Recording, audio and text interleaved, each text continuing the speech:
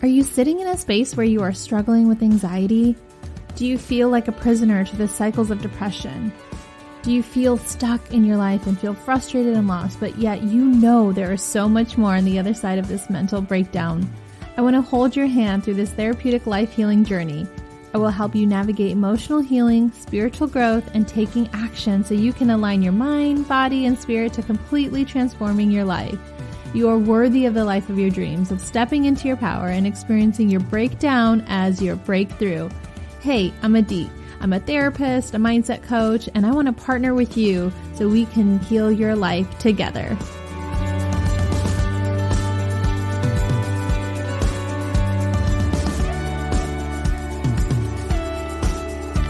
Hello and welcome back to Therapeutic Life Healing with me, your host, Aditi. I'm so glad you're here today. We're going to talk about fear and how to take action so that you don't stay stuck. I really am excited about this episode. I'm going to share with you some tips and some information on education about the brain and how it works in relationship to fear. Before we dive in, I want to thank you for tuning in from all over the world. I see you tuning in from every continent, so many countries. It's so great to see that these episodes are reaching you. And while I sit here talking to a microphone and you're on the other end tuning in, one thing that I would love for you to be able to do is share this episode with a friend. You know, you can just send them a quick text with the link and let them know why you thought of them for this episode. We all could use more positive messages in the world, inspiring ones, empowering ones that really can motivate us, help us heal, help us grow, and help us to really take care of each other as we take care of ourselves along the way. So share this with a friend, a family member, and I hope that they too will feel inspired to make a change in their life that will better serve them and help them to feel fulfilled. Without further ado, let's dive into today's episode. So I want to talk about fear in the brain and what it does. When humans, our primal first brain developed, sometimes referred to as the lizard brain, it was basically there to help us survive. That was it. Its main function was to help us survive. Any threat, any danger, it would go off and alert us to run away for our lives, seek safety, find food, and that's it. And procreate, it was all about survival of the human race. That's it. And as humans evolved and our thinking and rational, emotional brain developed, that began to give us who we are today and who we have been for a long time. The, inventions that we create, the relationships that we develop, the emotional intelligence that we have, the ability to go within and have reflective thoughts about ourselves, about the world, and, this place where we can rationalize and have this emotional intelligence and make decisions. It's all in the upper development of the brain. Now, those two brains are still connected, which means when you have a fear response, it literally activates that part of the brain, the lizard brain, so to speak, gets activated, and it goes back to its primal function. The brain is wired for survival in that place. So its main function is to help you survive whatever the perceived threat is. Now, in most modern day world, we are not running away from a lion. And there's other threats then become bigger and feel like we're running away from a lion. So it could be your boss at work.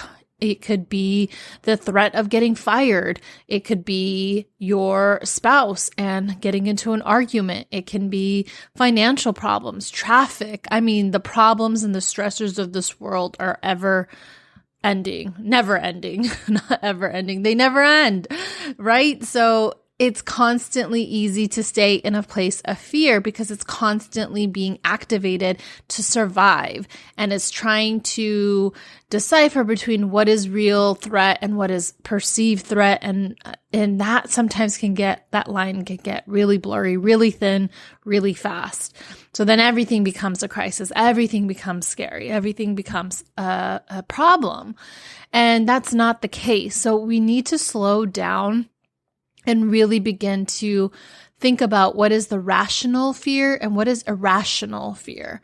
So the difference there is things, right, in the world, there are some real rational fear. And so you're wanting that part of the brain to work. You want it to be activated so that you can make better choices, do a risk assessment, especially, when we think about the pandemic and depending where you are in the world and how risky it is to maybe go out or be in a public space, you're going to evaluate and that part of the brain might get activated. And at this point, a lot of us probably have a lot of decision fatigue from that place because we're exhausted after 2 years of even the simple things of like, do I go to this coffee shop or, do I get my food to go or do I dine in? Everyone's evaluating it at a different rate. And so even those simple things can become very exhausting and they can be rational, right? We have a rational fear and we make a decision from them. The irrational fears,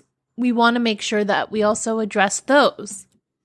So one irrational thought could be everyone's going to catch COVID-19 and everyone's going to die and the human race is just going to be gone forever as we know it. That's an irrational fear. So we really want to be mindful of where else this shows up in our day-to-day. Where's our rational fears and what are the irrational fears? When we think about taking action on a dream that we have, maybe we want to make a career change and we want to update our resume, but we have this fear that I'm not going to be able to get another job. There's no way I'm going to land an interview. Nobody wants me. I'm going to just stay stuck in this place and that's going to be the end of me and I can't do anything about it, right? Fear gets us stuck. So the brain is wired to survive. So it's going to just keep you there because it's safe, it's comfortable, you have a steady paycheck, you have benefits, whatever the case may be. You know the system well and you can do your job good enough. And so you stay when you know it's time to go. And so it's time to activate your emotional, rational thinking brain in those times.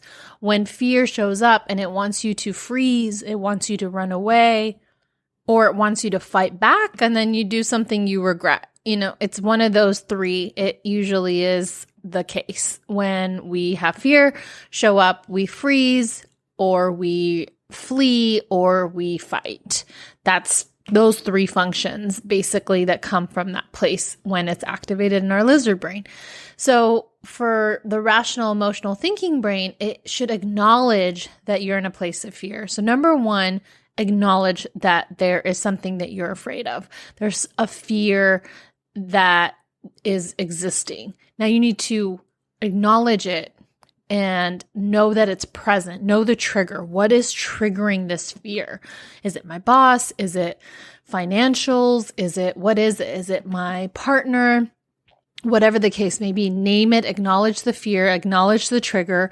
And then second, begin to utilize that emotional, rational thinking brain, your logical brain, your decision-making brain that can really decipher between a rational fear and an irrational fear and really begin to assess that and say, okay, what are the things that are irrational here? What is really actually not going to happen, but I'm worrying about it and I'm staying stuck and it's keeping me from taking action, or I'm going to do something I regret. What is the irrational fears here?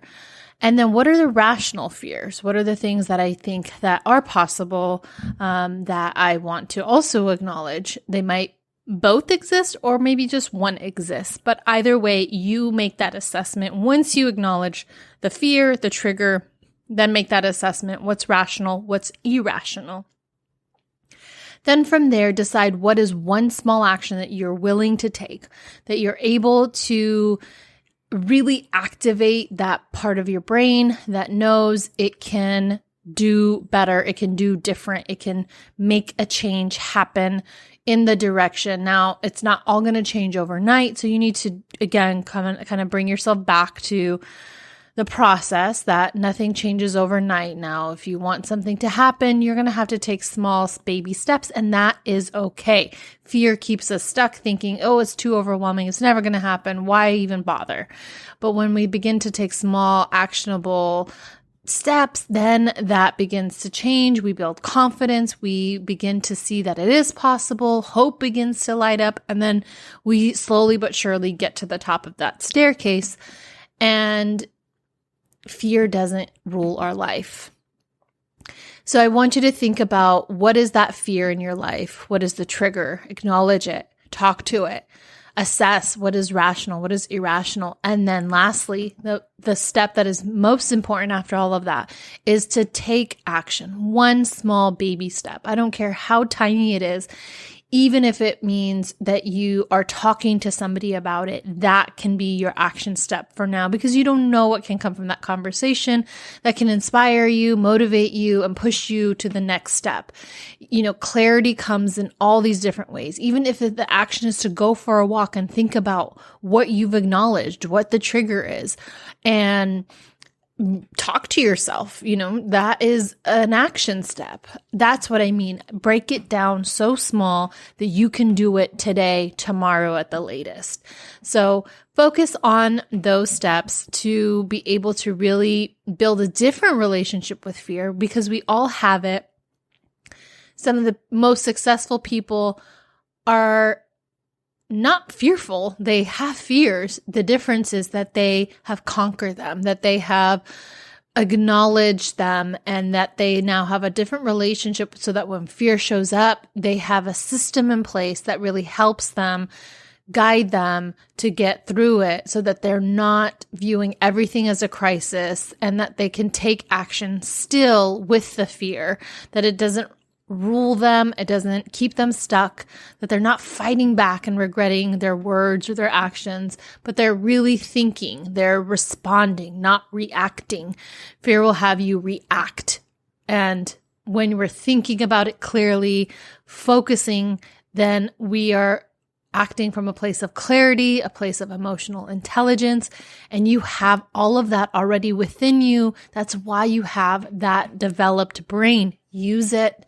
Don't let your lizard brain take over.